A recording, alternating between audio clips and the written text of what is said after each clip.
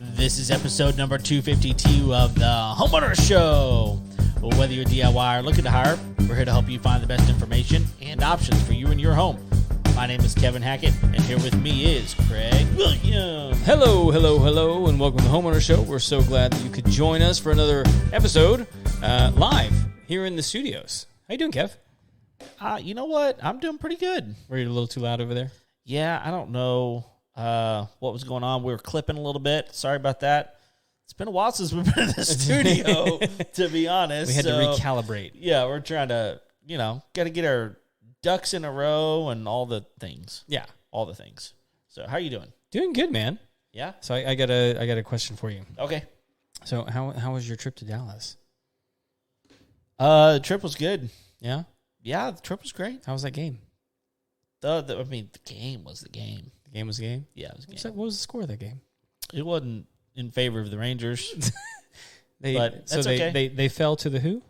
Well, they didn't. They fell to the Astros. It happened. And then again today, right? Yeah. Well, they dropped 3 of 4 and are still up 3. Yeah, I want you to just remember this moment. The next time you decide to cross me about microwaves. Hey, I didn't. This you. This is the juju that you bring on yourself. Look, I didn't cross you in anything. No. All I did was I watched the episode. I just asked. No. Simple you question. led her down the primrose path, No, then you decided to question. bring up an argument about sinks. Yeah, which you've never won. Well, I did. Other than just bringing in a patsy. No, it's not a patsy. See, what happened is I brought in someone who actually works with appliances. No, she answers the phones. She knows. She's never fixed a thing in her life. She's never. Well, that's an awful big assumption. She may have. Yeah, but I do know this. Uh-huh. She's never referred someone who called about an appliance fix to her technicians. Right. Yeah. But let me ask you this. Okay. A water heater. Yep. An appliance? No. No? No. Really? Yeah. Why? What is it? Well, I think it's, I don't know what it would be actually, but it's not an appliance. You're not going to buy it in an appliance store. You absolutely buy it in an appliance store. Okay. You do. Okay. They're sold in appliance stores across the country. Okay. Then what's your point? Do they fix them? I don't know. They don't. Okay. So are they not appliances? I don't know. Yeah. So why do you get into arguments in which you have no ammunition in the gun? Well, the ammunition is all over the place with no, sinks. it's not. It's not. Yeah. No, because we've been through this 100 times. What's the definition of an appliance? It's got to be plugged in. No, that's not the definition. It's got to have an energy source. That's not the definition. What is it? Huh? Look it up. Okay, let's do it right now. Yeah. Okay. What do you think the definition is? We've been through this. Okay. Because the definition is in my favor. Okay. I'm looking it up right now. And a then device or piece of equipment designed to perform a specific task, typically a domestic one. Yep. That's the definition. And the action or process of bringing something into operation. Yep. Okay. Nowhere in there does the British description. Nowhere in there does it say plugged in. Ever. Yeah, but I think it's universally known. And you know why? Why? Because it used to be that washing machines were hand cranked. Sure. They're still an appliance. Okay. I don't see the argument. What do you mean? I don't see the argument. Does a sink perform a function? Well, of course it does. Okay, what's the definition? Of what? You just read it. Of performing a function? Yeah. So there's a lot of things that perform a function then. No, there's a lot of things that's an appliance. Domestic tasks.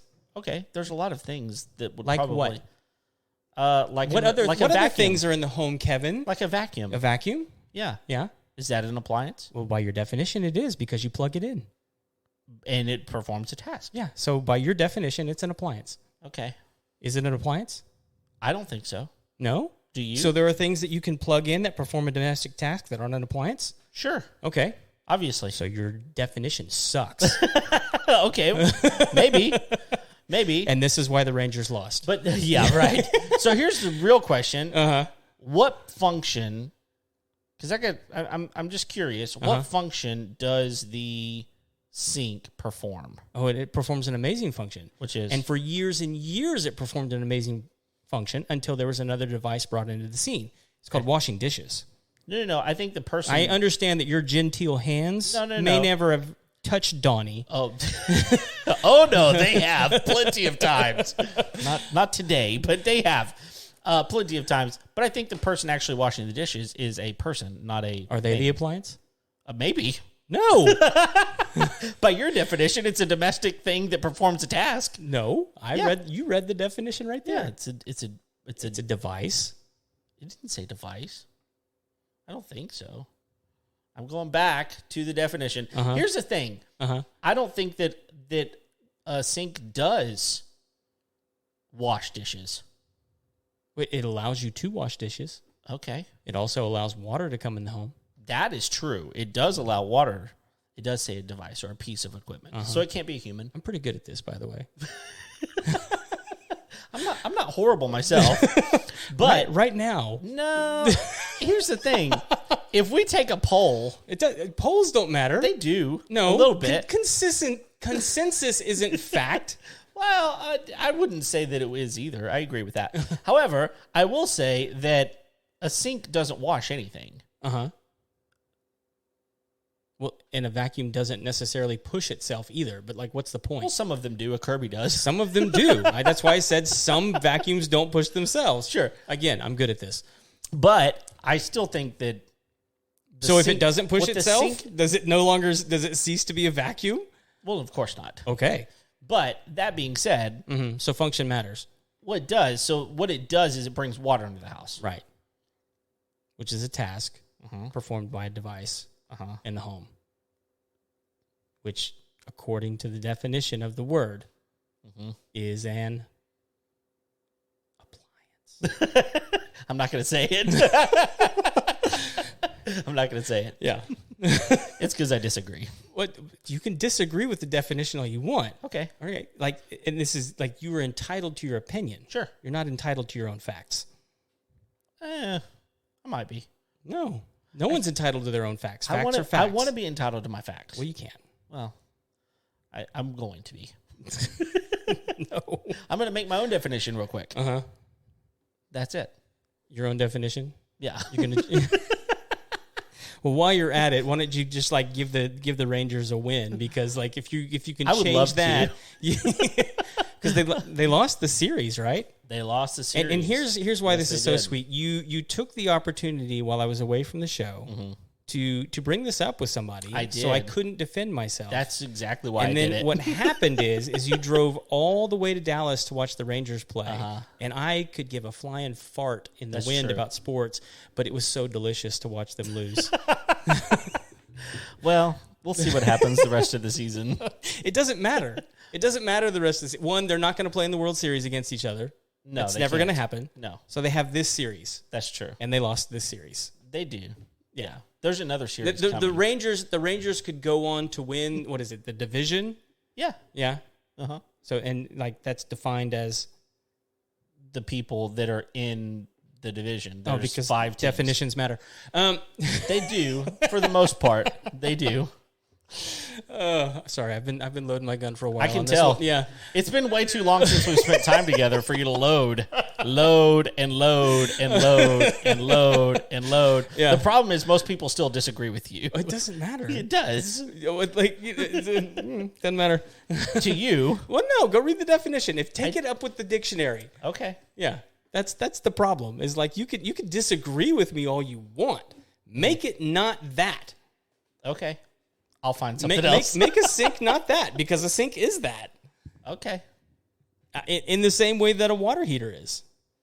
Well, but a water heater has an energy source still. Yeah, sure. But like that's what I'm saying is like so like they don't work on water heaters. Sure. Because most of the time that's a plumber.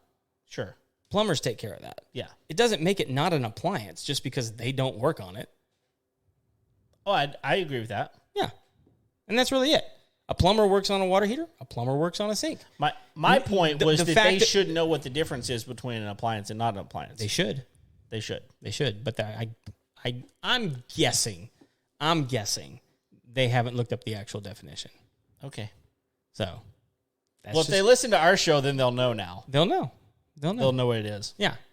So what else has been? Well, okay. So let me tell you something that we did just the other day. and this is just for Texas people. So like if, which by the way, we're like number 3 in Oman. What is that? It's a country. Oh, in the Middle East. Well, so shout out to Oman. Yes, thank you for listening, Mr. and Mrs. people in Oman. Yeah. So it's really close to like Dubai for people wanting to know, like Dubai. Lots of smart people over there. They really enjoy our content apparently. I don't blame them. Yeah, why not? They get this kind of banter. Yeah. But we went to Blue Lagoon. Oh, okay. Have you heard of this? Yeah. Have you been? No. So we did our research. This was actually my Father's Day gift that I got to cash in just this past week. I saw pictures. Yeah. It looks amazing. It is amazing. Where is it? It's in Huntsville. Okay. So it's about an hour north of here. Yeah, it's close. I mean, I think the map said it was only going to take us like 48 minutes from here to get there. Okay. But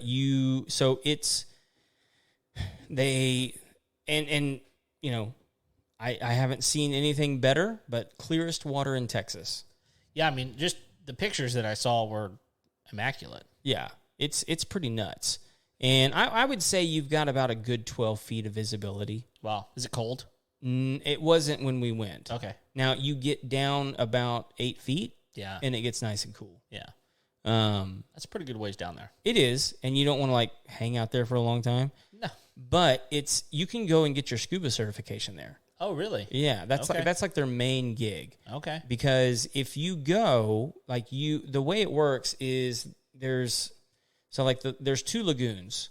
Okay. And on our lagoon, I think there were 10 slips.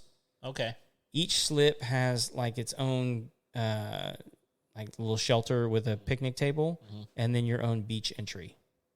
So do you rent one of those slips by the day? By the day? Yeah. Interesting. So, but in order to get one, you have to be there before opening, and it opens at 9. Oh, so you can't reserve them in cannot advance? Unless you're a scuba diver.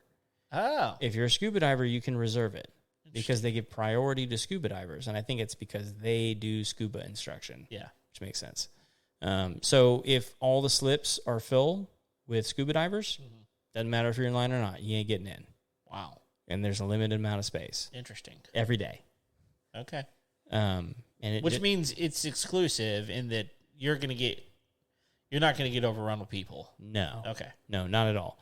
I mean, we were on that lagoon. We got there.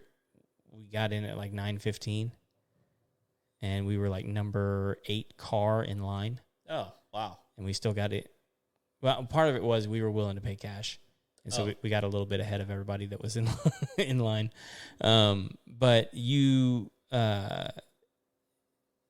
so like we were on the lake, and I think the whole time we were there may have been 10 people on the whole thing. Wow. That's crazy. The whole time we were there. That's awesome. Yeah. And as long as they're not being like loud and stupid, you don't really hear them. Sure. It's a big enough place. They're like across the lagoon from you. Right.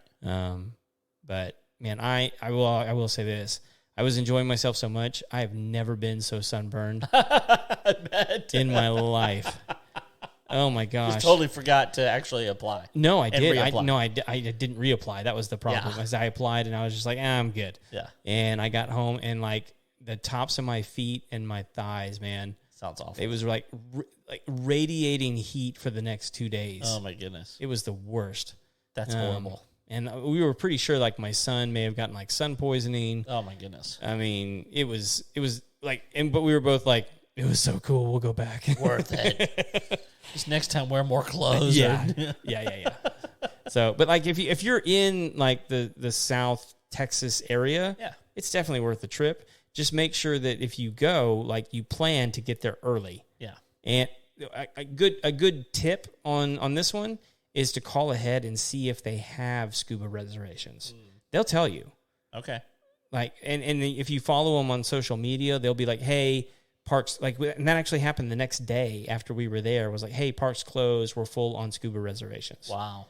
So it happens. Sure. And I think it typically happens on the weekend. So because we went during the week. That makes sense. But I mean, like if you, I mean, it opens at 9, it closes at 6.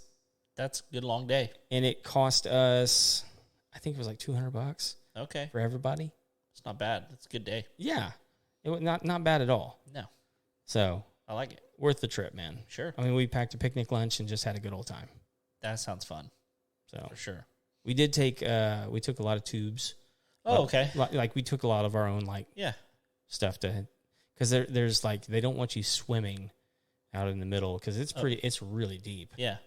And I'm sure there's fish and other things. There are. And that's actually kind of part of the fun is if I've got one of those, have you seen the 180-degree snorkel masks? Yes. Yeah. So I've got one of those. Okay. And the snorkel on it is amazing. Really? Yeah, because it's got a baffle on it so you can dive. That's pretty cool. You know how like on a regular snorkel you kind of like stick your tongue in the hole to keep water? That's the only thing you can do. Right. Because if you go down, water's going to get in your snorkel. Right. But this has like almost like a damper or some sort. Yeah, there's a ball in the snorkel. Okay. So like when you go underwater, the ball closes over the hole. So you don't even have to do anything. It just does it automatically. It does it automatically. That's amazing. So, and you can, with those 180-degree snorkel masks, you can breathe through your nose or your mouth. Wow. I mean, like it's there because it seals off everything from your nose around your mouth. Okay. And then gives you full vision with your eyes. Wow. Around like that. Yeah, I've taken it there. I've taken it to the Caribbean. I mean, I'll never go back to another snorkel mask. I can't imagine. That sounds too good. I mean, just the ability to breathe through my nose. Yeah.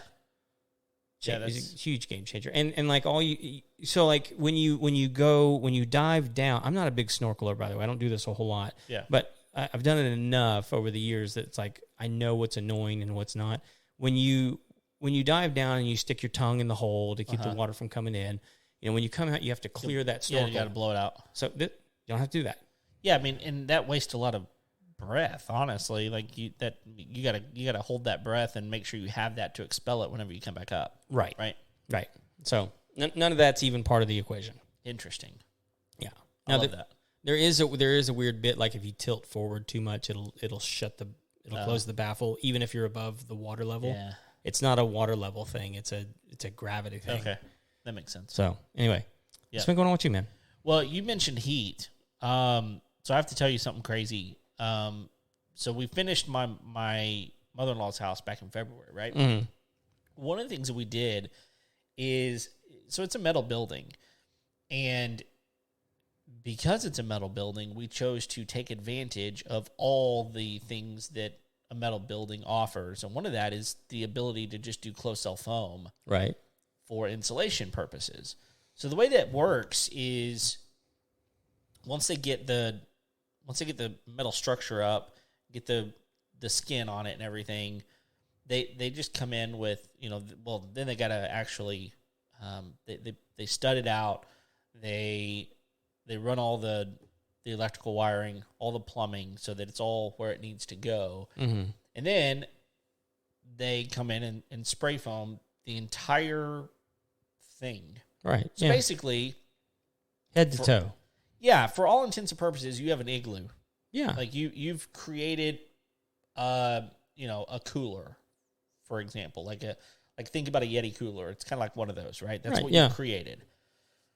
So the next question is, what do you want to do with your air conditioning? Mm-hmm. Because we live in South Texas. You got to have the air conditioning, right? So you either go with a traditional, condenser, furnace, split unit type of thing, or you go with mini split units. And my mother-in-law didn't want the mini splits. She didn't like the way they looked, so she went with a traditional system. Ductwork and all that kind of stuff. Ductwork, all that kind of stuff. She prefers that look. So, okay, fine. Doesn't really matter. Just as long as everything is installed well and does what it's supposed to do, we're good. Well, 2 weeks ago, she calls me and she's like, my air conditioner is running nonstop and will not bring the temperature below 78 degrees. Now, you remember that it was, I mean, we had every day of the week was 100 plus. Oh, yeah. It's been a massive heat wave through here. Yeah, it's been awful. And there was no relief. I mean, the humidity was high because there was like chance of rain every day too, on top of like 101, 102 degree temperatures. Right. But still, I'm looking at my house that is a traditional, brick and mortar home. Right. And it's working fine. Mm-hmm. Cooling it down to 75, 73, whatever I want it. And so I call my buddy Steve. Steve Smoon, he's been on Victory Insulation. He's been on the show before. And I'm like, I've never met anybody that knows insulation as well as he does. Sure. And so I was like, what's going on? And he said, well, basically, how is that unit being cooled off? And I said, I mean, it's up in the attic. And he said, is there any ventilation, at all to the unit itself? I was like, well, of course not, because it's closed cell foam. There's no ventilation up there. And he goes, that's your issue. You got to have, your unit is working too hard.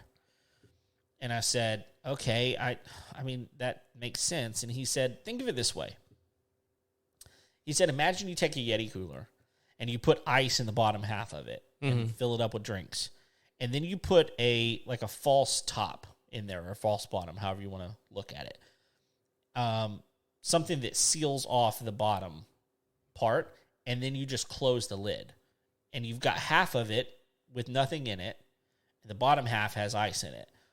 He said what happens is that top half is going to get hotter than the bottom half. Mm-hmm. And there's heat transfer that winds up happening. And at the end of the day, the ice will melt faster that way than if you remove that false bottom and the entire space is heated and cooled, right?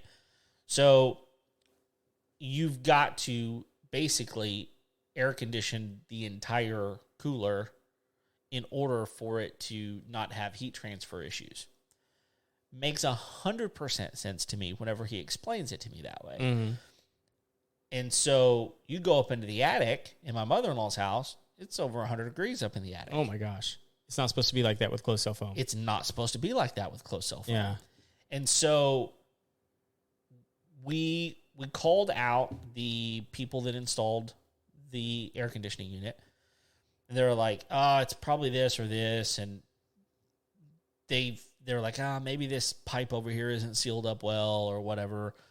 And long story short, they were like, the reason this is happening is because there's no ventilation in the attic. And they're like, we need to put vents in the attic. And I'm like, no, we're not putting vents in the attic. That completely defeats the purpose of having closed cell foam. Right. Like, you cannot create holes in it, otherwise you've got problems, and that defeats the purpose of having closed cell foam. But they couldn't wrap their mind around this. And so, Steve was basically saying, you've got to add cold air up into the attic, which... So they didn't put a send and return in the attic? No. Oh. No, they didn't. Oh. And so there's no... I'm no AC expert, and I'm no, but I've learned over the years, if you got closed cell foam in the attic, you better have a send and return up there. Yeah, there's got to be some way to get cool air up into the attic. And at the end of the day, this is what's hard to wrap your mind around if you've never had closed cell foam. The attic needs to be the same temperature as the house. The house. Yeah. And my mother-in-law was even having a real hard time. She's like, I don't want to air condition my attic. I don't have, that's going to cost so much money to air condition a whole nother floor. No, it's going to save you money. And I'm like, okay. And this is one of the reasons I want to bring this up on the show, is because I want other people to realize that there's a reason that Yetis keep your drinks colder longer than a traditional old, cooler. It's because it's got closed cell foam in it. And one of the things that does is just, it holds all of the insulation. It holds all of the temperature in. Mm-hmm. And if you start venting that thing, it's going to be like anything else. It's going to melt, right? It's going to melt your stuff. So you can't put ventilation in it, but you got to make sure that it's cooling the whole thing. And so once you get that temperature the same up in the attic as it is in the house, your air conditioner's hardly going to run. Right. Because it's not going to need to. Yep. And so we called another guy who has been doing air conditioning for a long time, and we talked to three different people. Well, three different types of people. We talked to more people than that. One of them is like, you got to ventilate the attic, and we're like, of course not doing that. Someone else said, well, you're gonna have to actually put an air intake into the unit and an exhaust out of the unit to bring air through that unit so that it's cooling itself off. That'll help. And then this other guy who we're actually bringing out on Thursday, he goes, that's wrong also. You've got to have, like you said, ascend and return. You've got to have cold air going up. And honestly, a lot of times what they do is they just literally cut a vent into the ceiling that has nothing really there other than it's pulling air into the attic. So you've got that, like you said, ascend and return. Yeah. And it's bringing the air throughout the entire building to be the same. So he's coming out on Thursday, but he agreed with Steve, who's the insulation expert, in my opinion. Right. And we're going to get this all taken care of, but it's really bizarre. It's already been better because we actually had there's a screened-in porch at my mother-in-law's house. Right. That when the guys installed the AC, they didn't realize that was going to be an open air thing. So they put a return or a register vent in there with ducting. So they actually took that out and plugged it up. Well, we just opened it and left it up in the attic. Now it needs to be dampered down, and this guy that's coming out on Thursday, he'll be able to figure all that out. But as soon as we started putting cold air up into the attic, the air conditioner starts working better. I bet. So it's just one of those things that if what you don't know is what you don't know. And like my general contractor didn't even know that because he doesn't do tons and tons of metal buildings. He's learning things. Sure. But, I know that my mother-in-law was kind of like, well, the general contractor should have known that. I was like, no, here's the thing. The air conditioner guy should have known that. Yes. And she said, well, why would the insulation guy not tell them that? I was like, here's the thing. The insulation guy, even if he did tell them, it's not his job to make sure that the air conditioner guy knows how to do his job. Yeah. And even if he told him that, the guy that installed the air conditioner is going, you have to ventilate this thing. He knows nothing about closed cell foam and how it works. He knows nothing about it. It's still new enough that like a lot of guys still don't know. Absolutely. Yeah. And so, and that actually goes the same if it was open cell foam. It would be the same, but you don't want to put that in a metal building home. You want to put the closed cell. But that being said, like I just think it's important for our people to hear, like if you're listening to this right now, closed cell foam is an amazing product. It costs a lot more money. But here's the thing. We've talked about this before. Fiberglass insulation that you put on, traditional attic ceilings, it's about 30% efficient, which you might think that's not that much, but it works. Yeah. Closed cell foam is 94% efficient. Yeah. Unless you're not heating and cooling the cooler the way you should. So that has been our experience over the last couple of weeks as she's been trying to cool our house down, and it's that had to be miserable. Oh, and not only that, like especially like it's like brand new, like this should be functioning right. Exactly. Like what's going on? And she's concerned, frankly. I mean, her air conditioner was running nonstop, so she's just worried about her electric bill too, and it's probably going to be stupid this month. But man, it goes to show that like finding people to work on your house that actually know what they're doing. Yeah. And look, or getting the right people together. That's right. Yeah. That actually can help each other figure things out. I'm fine with that too. And, this is I'm going to tell you that this is something that is our issue as much as it is anybody's issue. But the people that installed it don't speak English. Okay, well, we don't speak Spanish. So on top of all of this, there's a language about the air conditioning? Yeah. Okay. So on top of this, or one of the guys did, but he wasn't the one that came out every day. Right.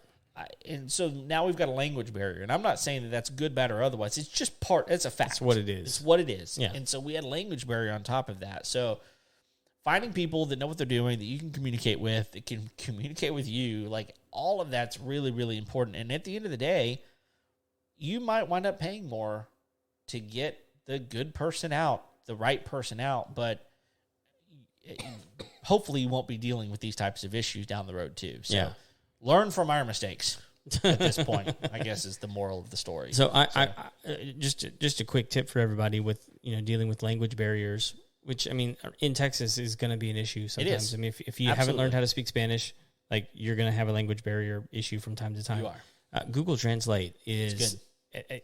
I mean, like, as far as like getting the message across as to what you're trying to say, very effective. It is. I've had to use it a couple of times, and I've both ways, because not only will it translate me going to Spanish, but it'll translate them coming to English. Right. And so we were able, not quickly, but we were able to communicate. Yeah. The issue with that winds up. So one of the issues that happens, if you start getting technical about stuff, it can be tricky. Absolutely. Yeah. One of the weird things that happened though is one of the guys that couldn't speak very good English. He went up into the attic to work on checks a couple things out, and he had my mother-in-law had loaned him her like really nice flashlight, and he dropped it down the wall. Oh no! And it's still down the wall because gosh. I mean it's like it's this really nice like $50 flashlight. Uh-huh. But when he did that, she didn't realize it at the time, but it happened to be right where the internet connection comes in, and it knocked the internet connection loose. Oh, no. So she's in this black hole where we live. If you don't have internet, you're not talking to people. Right. And so she's tried to use a translate app, and it won't work because she has no internet. And so it wound up being a bigger issue. But anyway, I think we're going to get all this figured out pretty quickly. But, so they're installing a send and return.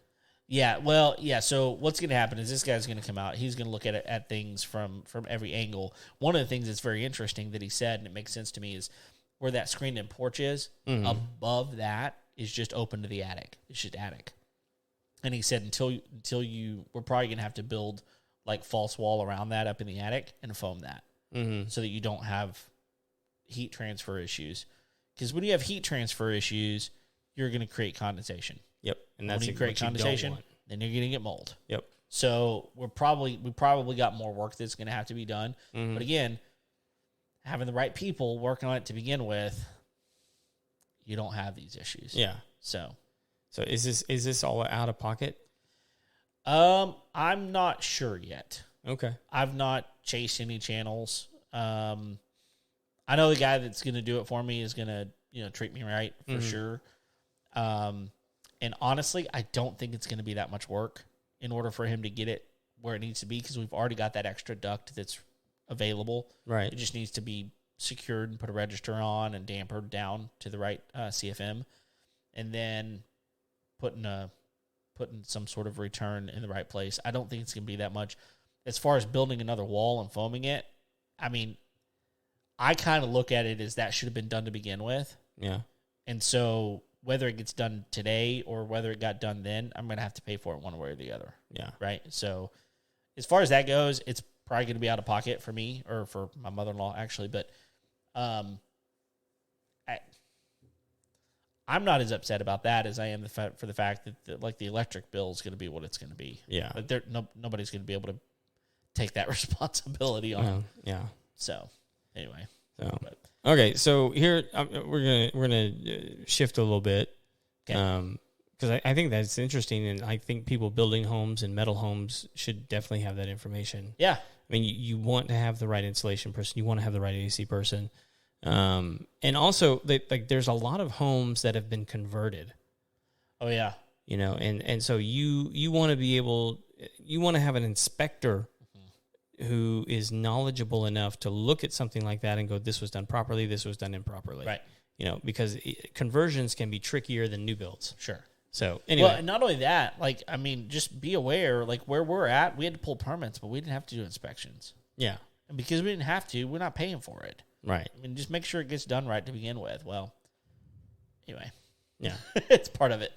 So anyway, one of the things I wanted to go through quickly tonight is we've got the June 2023 monthly housing report. Yeah. And this is from Realtor.com. I'm going to hit the highlights on this real quick, just because I think they're interesting. And there's 1, 2, 3, 4, 5 highlights from this, and we can dig into these as much as you want, Kev. But just information I think people need to have. I mean, like the reports are different based on state to state. But this is nationwide. Okay. So like we're people are listening to this show in all 50 states, right? All kinds of different countries. Obviously Oman. Shout out to Oman. So here's the first one. The number of homes actively for sale increased by 7.1% compared to last year. So June of 2023 versus 22, there's 7.1% more homes for sale this June than there was last June. So one of the things that's interesting to me is we've said since, probably for 3 years now at least, since COVID happened, that people have been scared to sell their home because the rising prices have deterred them from doing so, because they're going, look, I can sell my house at top dollar, but I can't buy another house except for top dollar. Right. So I don't know what I'm going to be able to get into. So I think it forced people to just stay. Yeah. But after some time, if you're wanting to move, you got to just bite the bullet. Yeah. So I think that's probably got some of it to do with it. But the other thing is, even though interest rates have gone up, the housing market is, like, the pricing has gone down. Like, you can actually negotiate a house right now. Yeah, it's more. It's becoming more of a buyer's market. I don't know that it is a buyer's market yet, agree with that. But it's becoming more and more so. Sure. And some of these other stats may help bolster that up. The total number of unsold homes, including homes that are under contract, decreased by 4.6% compared to last year. So they're selling more homes. Is that what I'm reading? No. There's more homes on the market. Okay. Essentially. Okay. Yeah. So there's a total number of unsold homes, including homes that are under contract. Okay. Decreased. Yeah. Okay. All right. So home sellers were less active in June, with 25.7% fewer homes newly listed for sale compared to last year. Okay, so that's really interesting. So there are actually more houses that are for sale, but fewer houses that are actually selling, basically. Yes. They're staying on the market so much longer that there's now a statistic. There's 25% less newly listed. Yeah. So even though there's 7.1% more houses, it's because there's so much carryover yeah. from the previous month. Yeah. So there's not as many new listings. And they're not selling as quickly, so they're staying on the market longer, so they're carrying over. Which is discouraging people from putting their house on the market. Of course. Because and people have such short memories. Uh-huh. They're like, well, so-and-so last year sold their house in 3 days and had 49 offers. Yeah. And they're like, well, yeah, but do you remember like what 2016 was like? Yeah. I'm just pulling that. Well, out. someone in our family was really worried about selling their home recently, and they put it on the market and it sold within 3 days. Sure. It's still happening. It's still happening. Yeah, it just depends on the property. It depends on where it is. The market. It depends on lots of different things. And again, this is nationwide. This is what's happening in Houston Metroplex right now. Right. Well, I mean, like you're seeing a slowdown in Houston. It's just not by these metrics. Right. So the median prices of homes for sale decreased by 0.9%, so almost 1%. Yeah. Annually in June. And this is the key point, I think, from this whole data set. So, like, median price of homes for sale decreased by 0.9% annually in June, the first decline seen since 2017. Oh, yeah, that's interesting. So, like, essentially, what they're saying is, if what we think is happening, or at least what I think is happening, is they've hit the top of the bell curve, right? And now it's coming back down. But it's taken 6 years, yes, for that to happen. Which makes sense, sure, because it usually runs in 8-year cycles. Okay, so we've probably got 2 more years Yeah. to hit the bottom of this one. Well, and If the trends continue like they usually do. right. And I guess the other thing along with that is, even though interest rates started going up over a year ago, so started really going up April, May of last year too. Well, they were trending up starting in January of 22, because I think the end of 21, there were still, people were still, getting like 3% on their homes. Yep. And then where we got ours in April was 4.5, and it just kept going up and up and up and up. It's just now causing the house prices to actually go down. Mm-hmm. That's it just takes a long time for some of this stuff to take a long time. Make a difference. Yeah. And so here's the last one. Home spent 44 days on the market on average. Okay. Which is 13 days longer than last year, but still shorter than before the pandemic. Yeah, well, and again, short memories, right? We forget how long it takes to sell a home sometimes. There's a beautiful property not far from where we live, and I went and looked at it as soon as it went on the market, because I was like, I've always thought this was a beautiful property. Mm-hmm. I'm just curious, like, how much is this thing worth? And it was like $1.3 million. Like, it was a beautiful property for a reason. But it sat on the market for probably at least 2 months before we just saw sale pending posted on it. And so, like, it is interesting. The timeline is lengthening of how long it's taking to actually come to an agreement with people. Oh yeah. So no, and I saw one on the market that came on the other day that it was pretty similar to what we have here. It was just a little bit more land, and the house was just a little bit nicer. And here's why I'm saying that. Because it was like just north of $4 million. Oh my goodness. And it wasn't that much different than what we have here. And I was like, there's no way I could sell this for $4 million. No, there's no way. And I'm like, okay, so like what's going on with this property? Yeah. That like really distinguishes it. It was just a little bit more land. And it was like a barn dominium with an outbuilding. Okay. It really wasn't that much different. And I was like, location maybe? It wasn't that great of a location. Okay.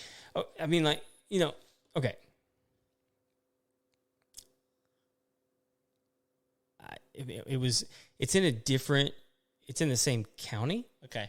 But it's in a different city. Okay.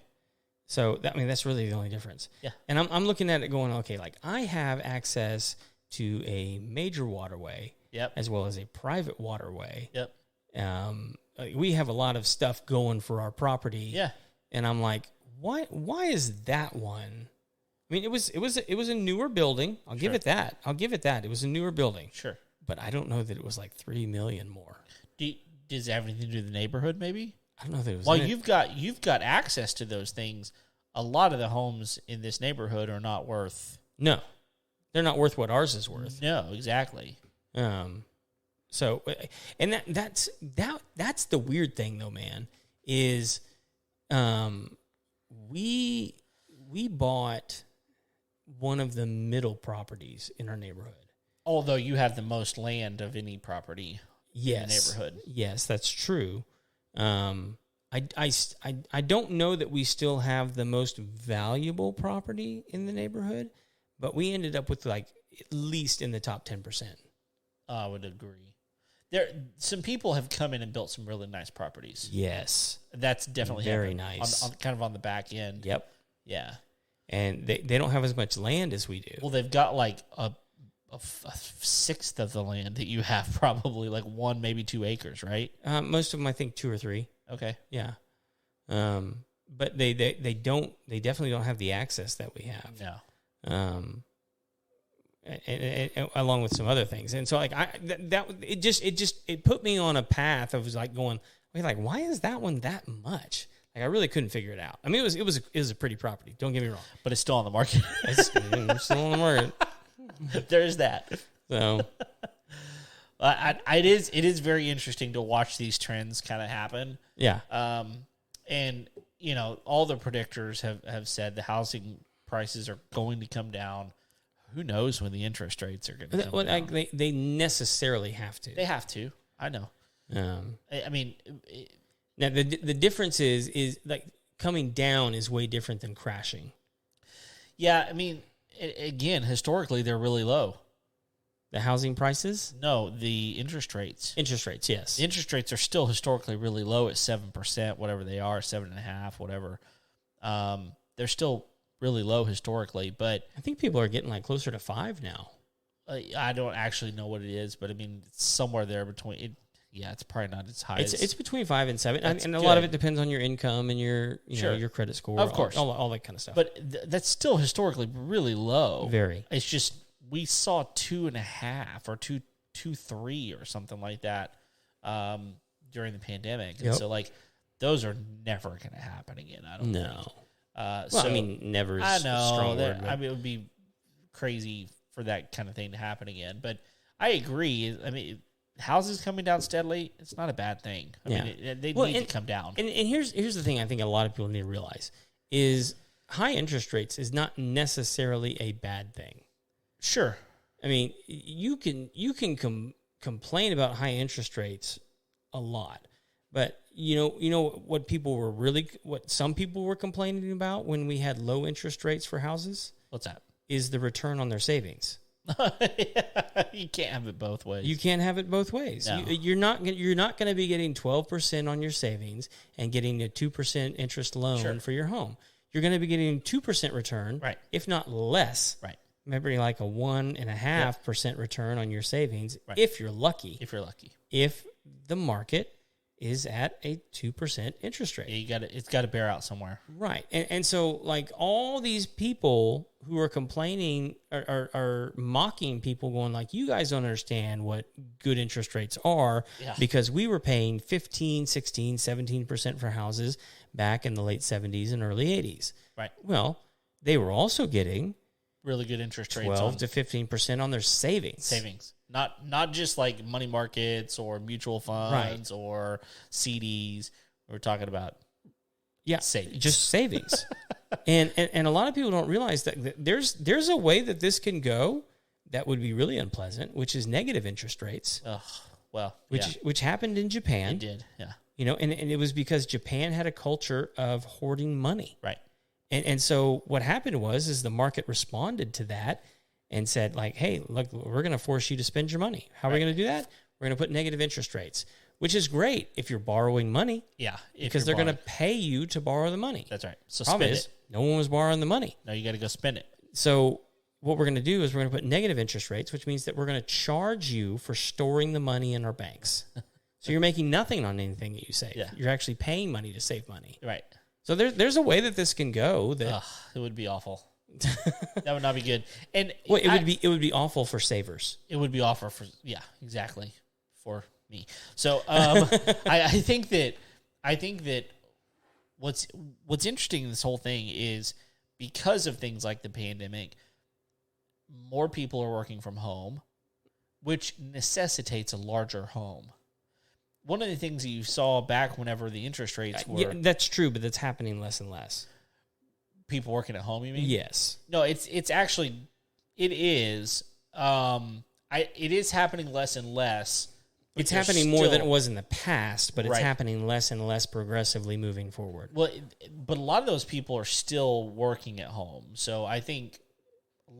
I know there's people going back to the office, but it's not happening at the rate that most would thought it would be. Well, if you want my prediction on this, here's what I think is going to. I think there's a lot of people that want to stay working at home, and I think there's some companies that are going to try and prolong that as long as they possibly can. Sure. That being said, I think also those people who continue to demand to work from home when everyone else is going back to the office are eventually going to be let go. Okay, that'll be interesting. I think that's very interesting, and maybe you're right. The thing that I find that's it's going to be easy to let them go. Oh, it's so super easy because they have no personal connection to this person that they never see. Right. And so like if you're a person working from home and you're like, well, I'm on the gravy train. Yeah. Which you have been. Yeah. Sure. Let's just be honest. You have been. Sure. It's been nice. Yep. But you know what? If the people in your company are going back to the office And you're not. and you're holding out, it's not a smart move. And if you want to keep your job, if you want to move on to something else, Right. that's fine. You know. Well, but I think the point that you make is really good. Like, if I don't ever have to see you, then I don't have to deal with your, like, anything. I don't have to deal with it. Right. I see you on camera maybe, but I don't have to even see you clean out your office, so it doesn't matter, right? Yeah. So, but what was happening, I think this is interesting. So, back when the interest rates were 14, 15, 16%, people were just building smaller homes. Mm-hmm. They were building 12, 13, 14, 1,500 square foot homes. Like a 2,000 square foot home at that point was a big home. Mm-hmm. It was a big home. So now people are wanting these 3,500 square foot homes. Yeah. Because, well, that's where I live. That's where I office. That's where I do everything. So I need my space. Yeah. Right? Well, if you had 14, 15, 16% interest at that rate, you would not be able to do it. Right. So back when the interest rates are down at 2, 3, 4%, you can afford to have a larger house at that rate. Whenever it gets up to this 6, 7, even 7%, it's more difficult to buy a bigger home. Yeah. So it's this weird thing of like you got to kind of figure out: am I going to buy a bigger house, or am I going to spend more money, less money, smaller house? What am I going to do? It'll be interesting to kind of see how that continues to because I think what's going to wind up happening, especially if these people get laid off, well, they can't afford that big house anymore. No. And when that happens, they've got to sell it. Someone else is going to come in. They're going to be able to buy it for a lower interest rate because eventually that's going to go back down.